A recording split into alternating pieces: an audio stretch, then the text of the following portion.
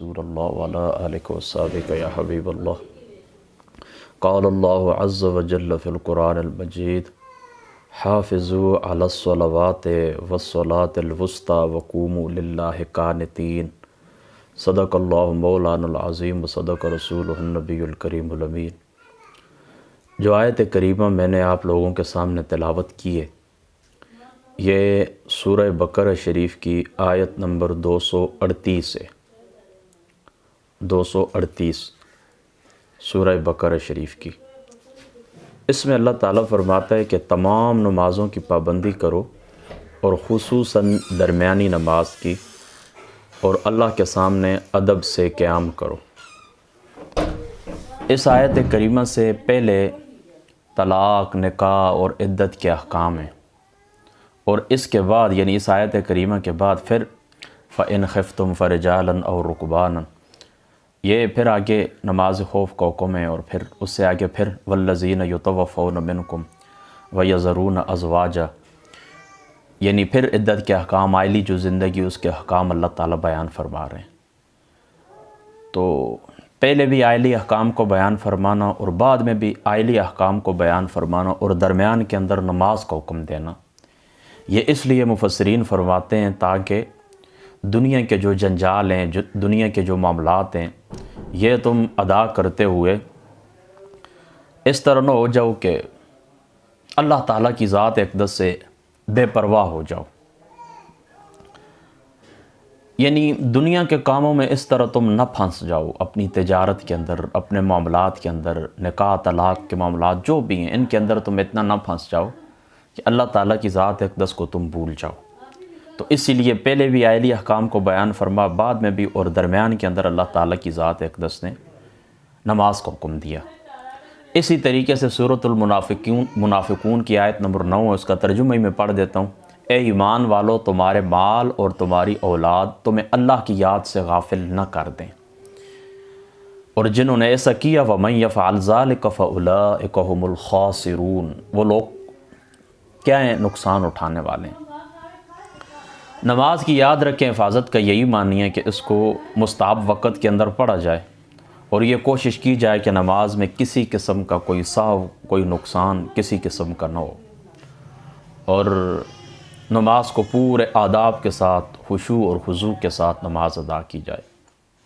اللہ تعالیٰ کی ذات اقدس نے کم و بیش 100 کے قریب مرتبہ قرآن پاک کے اندر اللہ تعالیٰ کی ذات اقدس نے نماز کو حکم دیا ہے۔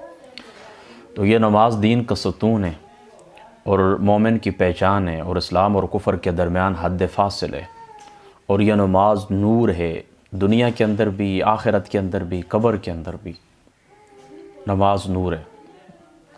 تو ہم لوگ اس زمانے کے اندر اسی طرح یہ میں دیکھتا ہوں کہ لوگ نمازوں کے اندر سستیاں کرتے ہیں، نماز کو ضائع کرتے ہیں، بالخصوص صبح کی نماز کے لیے تو کوئی اٹھتا ہی نہیں ہے۔ اکثریت اسی طرح ہے، بس شہروں کے حالات تو بالکل ہی اس طرح ہیں کہ عمومی طور پر لوگ 11 بجے بیدار ہوتے ہیں، اور دیہاتوں کے اندر بھی اب یہی حساب ہے۔ تو میں نے آج کی جو نشست میں نے رکھی ہے، اسی لیے رکھی ہے تاکہ نماز کی حفاظت اور اللہ تعالیٰ کا جو حکم ہے اور اس کے چھوڑنے کے اوپر جو اللہ تعالیٰ کی ذات اقدس نے وعیدات ذکر کی ہیں، یعنی اللہ تعالیٰ کی ذات اقدس نے جو ڈرایا ہے، اس کے اوپر چند روایات میں آپ لوگوں کے سامنے پیش کرتا ہوں۔ یہ پہلی روایت امام بخاری کی، امام مسلم کی، امام نسائی کی، حضرت ابو ایوب رضی اللہ تعالیٰ عنہ سے۔ ایک شخص حضور علیہ السلام کی بارگاہ کے اندر آئے اور عرض کیا، مجھے کوئی ایسا عمل بتائیں جو مجھے جنت کے قریب اور دوزخ سے دور کر دے۔ تو نبی پاک صلی اللہ تعالیٰ علیہ وآلہ وسلم آپ نے ارشاد فرمایا، اللہ تعالیٰ کی عبادت کرو۔ آقا علیہ الصلوۃ والسلام نے کیا ارشاد فرمایا؟ اللہ تعالیٰ کی عبادت کرو اور اس کے ساتھ کسی کو شریک نہ کرو، اور نماز قائم کرو اور زکوٰۃ ادا کرو اور رشتہ داروں سے نیک سلوک کرو۔ جب وہ شخص چلا گیا تو حضور علیہ الصلوۃ والسلام کی ذات اقدس نے ارشاد فرمایا، اگر اس شخص نے اس کے اوپر عمل کیا تو یہ جنت کے اندر داخل ہو جائے گا۔ یہ ایک روایت ہو گئی۔ امام ابو یعلیٰ نے حضرت انس بن مالک رضی اللہ تعالیٰ عنہ آپ سے یہ روایت نقل کی ہے کہ حضور علیہ الصلوۃ والسلام نے فرمایا، اللہ تعالیٰ نے دین کی جس چیز کو سب سے پہلے لوگوں کے اوپر فرض کیا وہ نماز ہے، اور جو چیز سب سے آخر میں رہے گی وہ نماز ہے، اور سب سے پہلے اللہ تعالیٰ جس چیز کا حساب لیں گے وہ نماز ہے، اور اللہ تعالیٰ فرمائے گا میرے بندوں کی نمازوں کو دیکھو، اگر وہ مکمل ہوں تو لکھ دی جائیں گی، لیکن اگر وہ ناقص ہوں تو اللہ تعالیٰ فرمائے گا اس کے نوافل کو دیکھو، اگر اس کے نوافل ہوں گے تو فرائض کی کمی نوافل سے پوری کر دی جائے گی، پھر فرما گئے دیکھو اس کی زکوٰۃ پوری، اگر پوری ہو تو لکھ دی جائے گی، اور اگر ناقص ہو تو اللہ تعالیٰ فرمائے گا کہ دیکھو اس نے کوئی صدقہ کیا ہے، اگر اس نے صدقہ کیا ہوگا تو یہ جو نفلی صدقہ ہوتا ہے تو یہ فرضی صدقے کے لیے یعنی زکوٰۃ کے لیے یہ تکملہ بن جائے گی، اس کو مکمل کرنے والی ہو جائے گی۔ 2 روایتیں ہو گئیں۔ تیسری روایت امام طبرانی نے حضرت انس رضی اللہ تعالیٰ عنہ آپ سے نقل کی، حضور علیہ الصلوۃ والسلام نے فرمایا کہ قیامت کے دن جس چیز کا سب سے پہلے بندے سے حساب لیا جائے گا وہ نماز ہے، اگر نماز درست ہو تو باقی عمل بھی درست ہوں گے، اور اگر نماز فاسد ہو تو باقی اعمال بھی فاسد ہوں گے۔ چوتھی روایت امام طبرانی نے حضرت عبداللہ ابن عمر رضی اللہ تعالیٰ عنہ آپ سے حضور علیہ الصلوۃ والسلام نے فرمایا کہ جو شخص امانت دار نہ ہو اس کا کوئی ایمان نہیں ہے، جس کا وضو نہ ہو اس کی کوئی نماز نہیں ہے، اور جس کی نماز نہ ہو اس کا کوئی دین نہیں ہے، اور نماز دین میں ایسی ہے جیسے جسم کے اندر سر ہوتا ہے۔ ظاہری سی بات ہے یہ جسم کے اوپر سر نہ ہو تو یہ تو مردہ ہے، تو دین کے اندر اگر نماز نہیں ہے نا تو وہ دین کیا ہے؟ مردہ۔ امام بزار نے حضرت ابو ہریرہ رضی اللہ تعالیٰ عنہ آپ سے روایت نقل کی، حضور علیہ الصلوۃ والسلام نے فرمایا کہ جس کی نماز نہ ہو اس کا اسلام کے اندر کوئی حصہ نہیں ہے۔ امام طبرانی نے حضرت ام المؤمنین سیدتنا عائشہ صدیقہ رضی اللہ تعالیٰ عنہ آپ سے روایت کی ہے کہ رسول پاک صلی اللہ تعالیٰ علیہ وآلہ وسلم نے فرمایا کہ قیامت کے دن جو شخص 5 نمازیں لے کر آیا جن کے وضو، ان کے اوقات، ان کے رکوع اور سجود کی اس نے حفاظت کی ہوگی، اس شخص کے ساتھ اللہ تعالیٰ کا عہد ہے، اللہ تعالیٰ کا وعدہ ہے کہ اس کو کوئی عذاب نہیں دیا جائے گا، اور جس نے اس میں سے کسی چیز میں کوئی کمی ہوگی تو اس کے ساتھ کوئی عہد نہیں ہے، ہاں اللہ تعالیٰ اپنے فضل سے بخش دے تو بخش دے، نہ چاہے تو اللہ تعالیٰ عذاب دے۔ یہ 6 روایتیں ہو گئی۔ 7ویں روایت امام طبرانی نے حضرت انس بن مالک رضی اللہ تعالیٰ عنہ آپ سے نقل کی، حضور علیہ الصلوۃ والسلام نے فرمایا جس نے 3 چیزوں کی حفاظت کی وہ یقیناً اللہ کا ولی ہے، اور جس نے ان کو ضائع کیا وہ اللہ تعالیٰ کا دشمن ہے۔ نماز، روزہ اور نظافت، پاکی، یعنی نماز کی بھی آپ نے حفاظت کرنی ہے، اس کے روزے کی بھی آپ نے حفاظت کرنی ہے، اور جس وقت آپ ناپاک ہوں آپ اپنے بدن کو پاک صاف ستھرا رکھیں، فوراً غسل کریں، جب آپ کو ہو جائے نا معاملہ آپ فوراً غسل کریں، 1 سیکنڈ کے لیے بھی ناپاک نہ رہیں، 1 سیکنڈ کے لیے بھی بے وضو نہ رہیں۔ یہ حدیث پاک کے الفاظ ہیں کہ مومن کی یہ شان ہے، موطا امام مالک کے اندر بھی موجود ہے اور ابن ماجہ شریف کے اندر بھی موجود ہے کہ مومن کی یہ شان ہے کہ وہ اپنے وضو کی حفاظت کرتا ہے۔ رات کو سوتے وقت بھی یہ مستحب ہے کہ آپ بستر کے اوپر آئیں نا، بیڈ کے اوپر آئیں تو وضو کر کے آئیں، وضو کر کے آپ سوئیں، اس طرح پھر انسان جو خواب دیکھتا ہے وہ بھی پاکیزہ ہوتے ہیں، ان کی تعبیر بھی اچھی ہوتی ہے، یعنی رات کو جو کچھ نظر آتا ہے نا وہ کلیئر ہوتا ہے۔ بندہ ناپاک سو جائے، الٹا سیدھا سو جائے تو وہ سارے پریشان کو خواب پھر ہوتے ہیں، الٹی سیدھی باتیں ہی بندہ دیکھتا رہتا ہے۔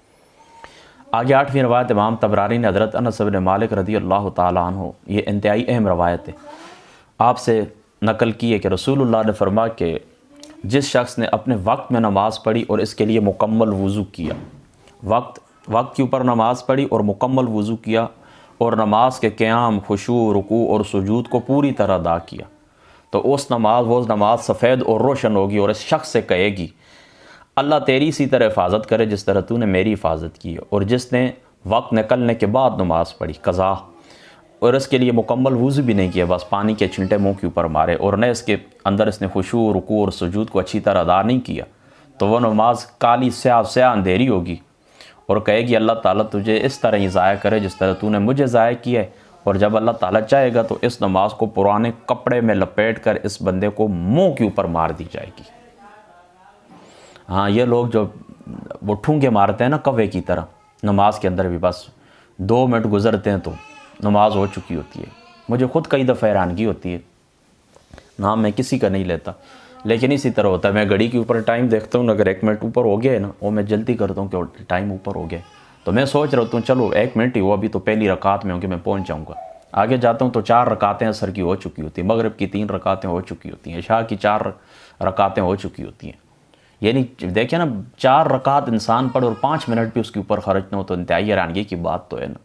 اس لیے میں نے ایک دن ٹی وی کے اوپر دیکھا تھا، وہ ایک شخص ہماری مذاق اڑا رہا تھا، وہ آگے سے گزرنے کا مفہوم بیان کر رہے تھے نا کہ نمازی کے آگے سے گزرنا چاہیے، انتظار کرنا چاہیے، یا گزر جائیں یا کتنا وہ اس مسئلے کے اوپر بحث کر رہے تھے، تو انہوں نے ہمارے متعلق کہا کہ یہ حنفی جو ہے نا ان کی کیا نماز ہوتی ہے، 2 منٹ میں پڑھ لیتے ہیں، یہ تو گزرنے کی بحث ہی نہ کرے، بس 2 منٹ رک جائیں۔ ائمہ حضرات کو بھی خیال رکھنا چاہیے اس بات کا، اور مقتدیوں کو بھی، کہ نماز کو آپ مذاق نہ بنائیں۔ اگر آپ اس طرح اچھی مطلب جس طرح ادا کرنے کو حکم ہے، اس کی اچھی شکل و صورت آپ قائم نہیں کریں گے، پورے رکوع و سجود کے ساتھ آپ ادا نہیں کریں گے، تو پھر یہ آپ کے منہ کے اوپر مار دی جائے گی، اور نماز تمہارے لیے پھر بد دعا بن جائے گی۔ آگے امام دارمی نے حضرت جابر بن عبداللہ سے روایت، رسول اللہ صلی اللہ تعالیٰ علیہ وسلم نے فرمایا کہ جنت کی چابی نماز ہے، جنت کی چابی نماز ہے۔ امام دہلوی نے حضرت مولا مرتضیٰ رضی اللہ تعالیٰ عنہ آپ سے روایت نقل کی ہے، فرمایا نماز دین کا ستون ہے۔ 10 روایتیں ہو گئی۔ 11ویں روایت امام بہقی نے شعب الایمان کے اندر کہ حضرت عمر سے روایت ہے کہ ایک شخص نے عرض کی یا رسول اللہ کون سی چیز دین میں سب سے زیادہ محبوب ہے؟ حضور نے فرمایا کہ نماز کو اپنے وقت کے اندر پڑھنا۔ جس شخص نے نماز کو ترک کیا اس کا کوئی دین نہیں ہے، نماز دین کا ستون ہے۔ 12ویں روایت امام ابن ماجہ، امام ابن حبان، امام حاکم، ٹھیک ہے، صحیح سند کے ساتھ، اور امام بہقی نے اپنی سنن میں اس کو روایت کیا کہ رسول اللہ نے فرمایا مستقیم رہو اور تم ہرگز نہ رہ سکو گے، اور جان لو کہ تمہارا بہترین عمل نماز ہے، اور مومن کے سوا اور کوئی شخص ہمیشہ باوضو ہرگز نہیں رہ سکے گا۔ یہ دیکھیں امام ابن ماجہ کی یہ روایت آ گئی، پیچھے میں نے آپ کو سنائی تھی نا کہ مومن کی یہ شان ہے کہ وہ وضو کی حفاظت کرتا ہے۔ لا یحافظ الوضو الا المؤمن، غالباً اس طرح کے الفاظ ہیں، اللہ تعالیٰ معاف فرمائے، مومن کے سوا اور کوئی شخص ہمیشہ باوضو ہرگز نہیں رہ سکتا۔ اسی طریقے سے امام مسلم نے، امام ابو داود نے، امام نسائی نے، امام ابن ماجہ نے حضرت عبداللہ ابن مسعود سے روایت نقل کی ہے کہ جس شخص کو اس سے خوشی ہو کہ وہ کل اللہ تعالیٰ کی ذات اقدس حالت اسلام میں قیام کرے، اسے چاہیے کہ جب ان نمازوں کی اذان ہو تو وہ ان کی حفاظت کرے۔ تم چاہتے ہو کہ حالت اسلام میں مسلمان ہونے کی حیثیت سے تم اللہ تعالیٰ سے ملو، تو جب اذان ملے تو اس کا جواب دو۔ یعنی اذان کا جواب ایک تو وہ ہوتا ہے نا جو ہم پیچھے پیچھے ادا کرتے ہو، اور ایک جواب وہ ہوتا ہے کہ مؤذن تمہیں بلاتا ہے نا حی علی الصلاح، حی علی الفلاح کی طرف، تو چلے جائیں نماز کی طرف، کامیابی کی طرف دوڑ کے چلے جائیں، جواب دیں اور جماعت کے ساتھ نماز ادا کریں۔ اسی طرح امام ابو داود نے یہ روایت نقل کی ہے جب اذان ہو تو 5 نمازوں کی حفاظت کرو، کیونکہ جماعت سنن الہدا میں سے، ٹھیک ہے، سنن الہدا سمجھتے ہیں نا، عام وقتہ سنتوں میں سے، اور اللہ تعالیٰ نے اپنے نبی کے لیے سنن الہدا کو مشروع کیا ہے، اور ہمارے عید میں منافق کے سوا، ہمارے عید میں منافق کے سوا اور کوئی جماعت کو نہیں چھوڑتا تھا۔ جماعت کو چھوڑنا کس کی علامت ہے؟ منافق کی۔ اور ہم نے دیکھا ہے کہ ایک آدمی 2 آدمیوں کے سہارے چل کر صف میں جا کھڑا ہو جاتا تھا، اور ہر شخص کے لیے اس کے گھر میں نماز کی جگہ ہوتی ہے، اور اگر تم نے اپنے گھروں میں نماز پڑھی اور اپنی مسجدوں کو چھوڑ دیا تو تم اپنے نبی کی سنت کو ترک کر دو گے، اور تم نے اپنے نبی کی سنت کو ترک کیا تو تم کافر ہو جاؤ گے۔ یہ امام ابو داود کی روایت آپ نے سن لی ہے نا، کس سے؟ حضرت عبداللہ ابن مسعود سے، یعنی حضور کی سنتوں کو تم نے چھوڑ دیا تو تم کافر ہو۔ یعنی یہ عمل اس طرح ہے نا کہ مسلسل بندہ عادت بنا لے، اس کا ایک معنی یہ مسلسل سنتوں کو بندہ چھوڑتا رہے نا، تو اللہ پاک نہ کرے کہ بندے سے ایمان ہی چلا جائے، اور تخفیف کی نیت سے اگر چھوڑے تو وہ تو صاف کفر ہے، سنتوں کو ہلکا سمجھے تو پھر تو صاف کافر ہے، کوئی شک نہیں ہے اس میں۔ باقی اگر رہ جائے تو ظاہر سی بات ہے کہ گناہ ہی ہے، کفر کو حکم تو اس کے اوپر نہیں لگتا۔ بہرحال یہ الفاظ یاد رکھ لیں، پھر میں دہراتا ہوں، اگر تم نے اپنے نبی کی سنت کو ترک کیا تو تم کافر ہو جاؤ گے۔ یعنی اگر عادت بنا لیں گے نا آپ مسلسل، تو پھر ہو سکتا ہے کہ اللہ تعالیٰ مرتے وقت آپ سے ایمان لے لے۔ بس یہ بات آپ نے یاد رکھنی۔ نیچے خود انہوں نے حضرت صاحب نے تشریح بھی کی ہے، اس حدیث کی توجیہ یہ ہے کہ جس نے نبی پاک کی سنت کو بطور استخفاف یا بطور اعانت ترک کیا وہ کافر ہو جائے گا، یا کفر بمعنی کفران نعمت بھی ہو سکتا ہے، یعنی تم کافر ہو جاؤ گے، یعنی تم کفران نعمت کرنے والے ہو، یعنی نعمت کی قدر کرنے والے نہیں ہو، نعمتوں کی ناشکری کرنے والے ہو۔ تو بے شک حضور کی سنت ہمارے لیے نعمت ہے اللہ تعالیٰ کی، حضور کی ذات اقدس اللہ تعالیٰ کی نعمت عظمیٰ، حضور کے افعال نعمت عظمیٰ، حضور کی تعلیمات نعمت عظمیٰ۔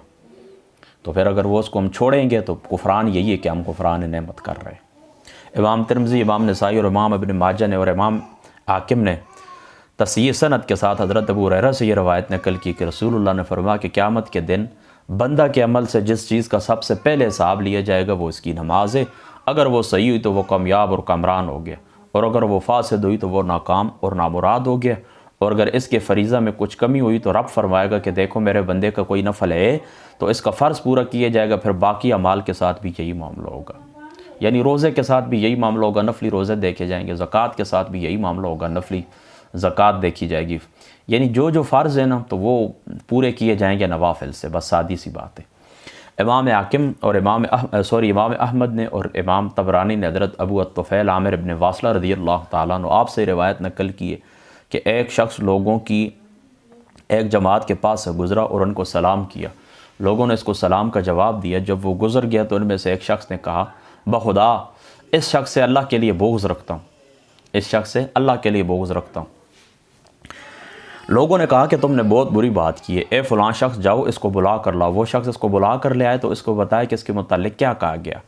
وہ شخص رسول اللہ کی خدمت میں گیا اور کہا کہ یا رسول اللہ، میں مسلمانوں کی ایک مجلس کے پاس سے گزرا اور میں نے ان کو سلام کیا اور انہوں نے میرے سلام کا جواب دیا۔ جب میں چلا گیا تو ایک شخص نے میرے متعلق کہا کہ میں اللہ کے لیے اس شخص سے بغض رکھتا ہوں، یا رسول اللہ اس شخص کو بلائیے اور اس سے بغض کی وجہ معلوم کیجیے۔ حضور نے اس شخص کو بلایا تو اس نے اعتراف کیا کہ اس نے یہ جملے ادا کیے تھے۔ اس نے کہا، یہ شخص میرا پڑوسی ابا خدا، میں نے اس کو فرض نماز کے سوا اور کوئی نماز پڑھتے نہیں دیکھا جس کو ہر نیک اور بات پڑھتا ہے۔ اس نے کہا، یا رسول اللہ اس سے پوچھئے کہ کبھی میں نے نماز کو وقت سے مؤخر کر کے پڑھے، اس کے وضو نماز کو مؤخر کر کے پڑھے، اس کے وضو میں کوئی کمی کی ہے یا رکوع سجود میں کوئی کوتاہی کی ہے؟ رسول اللہ نے سے دریافت کیا کہ اس نے کہا، نہیں یا رسول اللہ۔ یعنی یہ صرف فرض ہی پڑھتا ہے، نوافل کوئی ادا نہیں کرتا۔ فرض تو سارے ہی نیک بات سب بھی پڑھتے ہیں، لیکن اس شخص نے کہا میں فرض پڑھتا ہوں لیکن آپ یہ بھی بتائیں کہ کبھی میں نے وضو کے اندر کچھ رکوع سجود کے اندر کوئی کمی کی ہو؟ نہیں۔ پھر اس نے کہا، یا رسول اللہ، میں نے اس شخص کو رمضان کے روزوں کے سوا کوئی روزہ رکھتے ہوئے نہیں دیکھا، اس مہینے میں تو ہر نیک بعد روزے رکھتے ہیں۔ اس نے کہا، یا رسول اللہ سے پوچھے کہ میں نے روزہ کے حق میں کبھی کوتاہی کی ہے؟ رسول اللہ نے اس شخص سے پوچھا تو پھر اس نے کہا، یا رسول اللہ نہیں، ایسی تو کوئی بات نہیں۔ پھر اس شخص نے کہا کہ یا رسول اللہ، میں نے زکوٰۃ کے سوا اس کو کبھی زکوٰۃ ادا کرتے ہوئے یعنی نفلی صدقہ کرتے ہوئے نہیں دیکھا ہے، تو یہ تو ہر نیک بات زکوٰۃ ادا کر ہی دیتا ہے۔ اس نے کہا، یا رسول اللہ سے پوچھے کہ میں نے کبھی زکوٰۃ کی ادائیگی میں کوئی کمی کوتاہی کی؟ اس نے کہا نہیں۔ تو حضور علیہ الصلوۃ والسلام نے فرمایا، یہ بندہ تم سے بہتر ہے۔ اب آپ سمجھ گئے نا، اس حدیث پاک سے یہ ثابت ہوتا ہے نا کہ بندہ جو فرائض ہے نا ان کو یہ ادا کرے، اچھے طریقے سے ادا کرے، اور کوئی نفلی صدقہ اگر نہ دے سکے، نفلی کوئی نماز نہ پڑھ سکے، تو اگر وہ فرائض کو بھی اچھے طریقے سے ادا کر دیتا ہے، یعنی جو چیزیں اس کے لیے لازم کر دی گئی ہیں ان کو اچھے طریقے سے ادا کر دیتا ہے، تو الحمدللہ تعالیٰ بہت بڑی بات ہے، بہت بڑی شان ہے۔ یعنی اس شخص نے کہا نا کہ میں اللہ کے لیے اسے بغض رکھتا ہوں نا، کیوں بغض رکھتا ہوں کہ یہ نوافل نہیں پڑھتا، صرف فرضی بس ایک لائن ہے اس کے اوپر چلتا رہتا ہے، فرنٹ فوٹ کے اوپر چلتا رہتا ہے، کوئی نفلی صدقہ نہیں کرتا، کوئی نفلی نماز نہیں پڑھتا، کوئی نفلی روزے نہیں رکھتا۔ لیکن اس شخص نے کہا، یا رسول اللہ میں اسی طرح ہی کرتا ہوں، لیکن کرتا بالکل ایک بال کے برابر بھی کمی نہیں کرتا ہوں، آرام سے خشوع اور خضوع کے ساتھ نماز ادا کرتا ہوں۔ تو حضور نے اس کو اس شخص سے بہتر قرار دیا۔ یعنی دیکھیں نا، اس نے کہا کہ میں اللہ کے لیے بغض رکھتا ہوں، تو وہ نوافل بھی پڑھتا ہے، وہ فرضی نفلی روزے بھی رکھتا ہے، نفلی زکوٰۃ بھی ادا کرتا ہے، تو اس نے کہا یہ کیوں نہیں کرتا؟ یہ بھی ایک حرص ہے نا، فاستبقوا الخیرات، نیکی کے کام میں ایک دوسرے سے آگے بڑھو۔ تو وہ جو نفوس قدسیت ہے وہ تو ایک دوسرے سے آگے بڑھنے کی کوشش کرتے تھے نا، تو ان کی تمنا یہ تھی نا کہ یہ بھی آگے بڑھے مجھ سے، یعنی یہ بھی نوافل ادا کرے، فرض کے ساتھ نوافل بھی ادا کرے۔ لیکن اس نے کہا ٹھیک ہے، میری کوئی اور مصروفیت ہے، ہو سکتا ہے کوئی کاروبار کرتے ہیں، کوئی اور مصروفیت ہو، لیکن جو چیزیں اللہ نے میرے اوپر فرض کی ہیں نا اس کے اندر میں کسی قسم کی کمی نہیں کرتا۔ آگے بڑھی امام ابن ابی شیبہ، امام احمد، امام ابو داود، امام ترمذی، امام مسلم، امام نسائی، امام ابن ماجہ نے حضرت جابر بن عبداللہ سے روایت کی، رسول اللہ نے فرمایا، انسان اور اس کے کفر کے درمیان جو حد فاصل ہے وہ نماز کا ترک کرنا ہے۔ یعنی اسلام کی علامت کیا ہے؟ نماز پڑھنا، اور نماز نہ پڑھنا کس کی علامت ہے؟ کفر کی علامت ہے۔ امام ابن ابی شیبہ نے اسی طریقے سے، امام احمد نے، امام ابو داود نے، ترمذی، نسائی، ابن ماجہ، ابن حبان، امام حاکم نے حضرت بریدہ سے روایت کی، رسول اللہ نے فرمایا، ہمارے اور ان کے درمیان نماز کا عہد ہے، جس نے نماز کو ترک کیا اس نے کفر کیا۔ یعنی جو دوسری قومیں ملت ہیں نا، یہود و نصارہ وغیرہ، ان کے اور ہمارے درمیان کیا چیز جو ہمیں مابہل امتیاز کیا چیز ہے؟ وہ نماز ہے۔ تو جس نے نماز کو ترک کیا اس نے کفر کیا۔ پھر کفر کا وہی معنی ہے، کفر بمعنی کفران نعمت بھی ہے کہ نماز نعمت ہے، آپ اس کا شکریہ ادا نہیں کرتے۔ اور یہ بھی ممکن ہے کہ جو نماز کو مسلسل چھوڑتا رہے اس کے دل کے اوپر مور لگ جائے، اللہ تعالیٰ اس کو کافر کر کے مارے، ایمان ہی اسے سلب ہو جائے، یا نماز کو پھر بطور استخفاف ہلکا سمجھے تو وہ بھی دار اسلام سے خارج ہے۔ امام طبرانی نے حضرت عبادہ بن صامت سے روایت کیا کہ حضور ربیع پاک صلی اللہ تعالیٰ علیہ وآلہ وسلم آپ نے فرمایا کہ مجھے 7 چیزوں کی نصیحت کی گئی ہے۔ اللہ کے ساتھ بالکل کسی کو شریک نہ کرنا، خواہ تمہارے ٹکڑے ٹکڑے کر دیے جائیں، ٹھیک ہے؟ یعنی حضور نے حضرت عبادہ بن صامت کیا فرماتے ہیں کہ حضور نے مجھے 7 چیزوں کی نصیحت کی ہے کہ تم اللہ کے ساتھ کسی کو شریک نہ کرنا، خواہ تمہارے 7 ٹکڑے کر دیے جائیں، خواہ تمہارے ٹکڑے ٹکڑے کر دیے جائیں، یا تم کو جلا دیے جائے، یا تم کو سولی کے اوپر لٹکا دیا جائے، اور نماز کو عمدن ترک نہ کرو، کیونکہ جس نے عمدن یعنی جان بوجھ کر نماز کو ترک کیا وہ ملت اسلام سے نکل جاتا ہے، اور معصیت کا ارتکاب نہ کرو یعنی گناہ کا ارتکاب نہ کرو، کیونکہ اس میں اللہ تعالیٰ کی ناراضگی ہے، اور شراب نہ پیو کیونکہ یہ تمام برائیوں کی جڑ ہے۔ شراب کیا ہے؟ تمام برائیوں کی جڑ ہے۔ اللہ تعالیٰ سب کی حفاظت فرمائے۔ آگے بڑھیے، یہ غالباً 15 ایک روایتیں ہو چکی ہیں، چلو آپ گنتی تو مجھے بھول چکی ہے، آپ خود ہی نوٹ کر لینا۔ امام ترمذی اور امام حاکم نے حضرت ابو ہریرہ سے روایت کی ہے کہ حضور علیہ الصلوۃ والسلام کے جو اصحاب ہیں تو نماز کے سوا اور کسی چیز کے ترک کو کفر نہیں کہتے تھے۔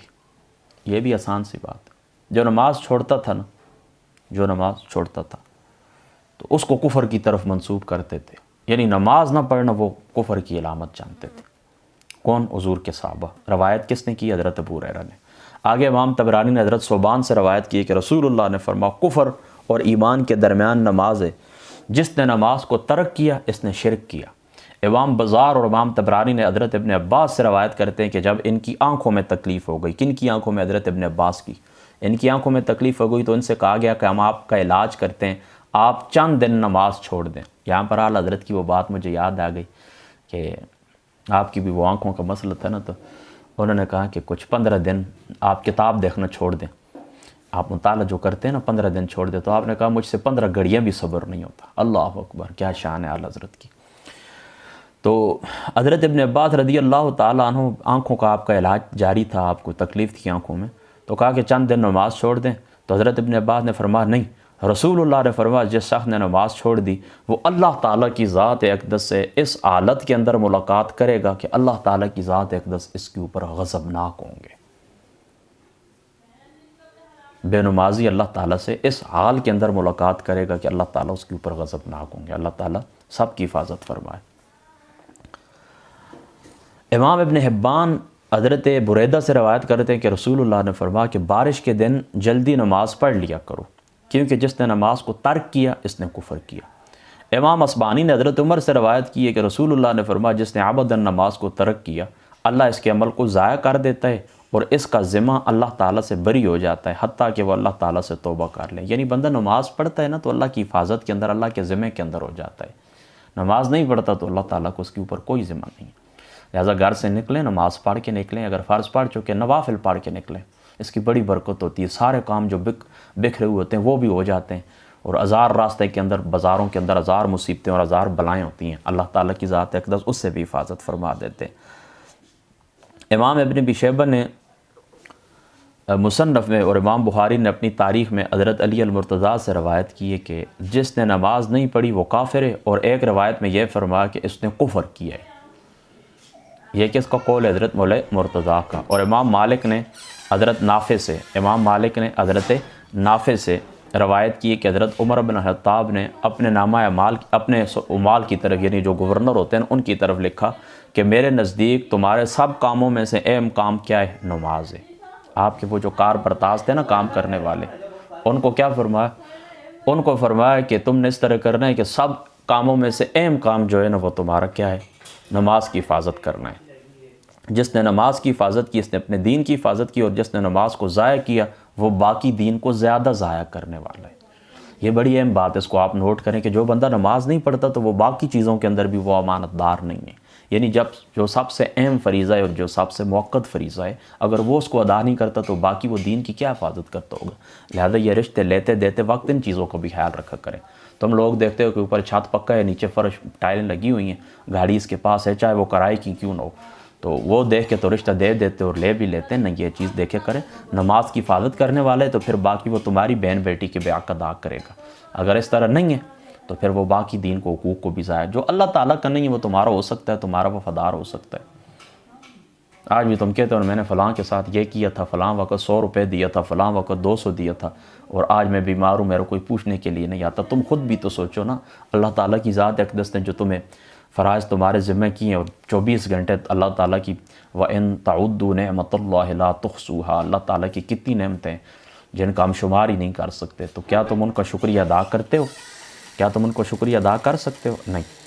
تو اس حضرت عمر بن الخطاب رضی اللہ تعالیٰ عنہ آپ کی اس روایت کو آپ نے سامنے رکھنا ہے۔ اسی طریقے سے امام ترمذی نے حضرت ابن عباس سے روایت نقل کی کہ رسول اللہ نے فرمایا جس نے بغیر عذر کے 2 نمازوں کو جمع کیا اس نے گناہ کبیرہ کیا ہے۔ اور آخری روایت ہے، چونکہ نماز کا وقت بھی ہو گیا، امام نسائی اور امام ابن حبان نے حضرت نوفل ابن معاویہ سے نقل کیا کہ رسول اللہ نے فرمایا جس شخص کی ایک نماز فوت ہو گئی، یہ الدر منصور کے اندر امام سیوطی نے اس روایت کو نقل کی ہے، ایک نماز فوت ہو گئی جس شخص کی، گویا اس کے آل اولاد اور مال سب کچھ ہلاک ہو گیا۔ یہ نماز عصر کے یہاں پر تو آتا ہے نا ایک نماز جس نے چھوڑ دی نا، اور ایک روایت کے اندر نماز عصر کے متعلق بھی آتا ہے جامع ترمذی شریف کے کہ من ضیع صلاۃ العصر فکأنما وطر آلہ و مال، اس کے آل اور مال سب تباہ ہو گئے۔ تو یہ تھی نماز کی اہمیت، نماز کی فرضیت، نماز کی تاکید اور چھوڑنے کے اوپر وعیدات۔ اور ایک روایت کے اندر یہ بھی آتا ہے، روایت گزر چکی ہے، ایک روایت کے اندر یہ بھی آتا ہے کہ جو بندہ پھر اس طرح نماز کو چھوڑنے والا ہے تو اس کا اللہ تعالیٰ اشر قارون کے ساتھ اور آمان کے ساتھ اور ان لوگوں کے ساتھ کرے گا۔ بس اللہ تعالیٰ کی ذات اقدس عمل کی توفیق عطا فرمائے، باجماعت نماز ادا کرنے کی توفیق عطا فرمائے۔ واخر دعوانا ان الحمدللہ۔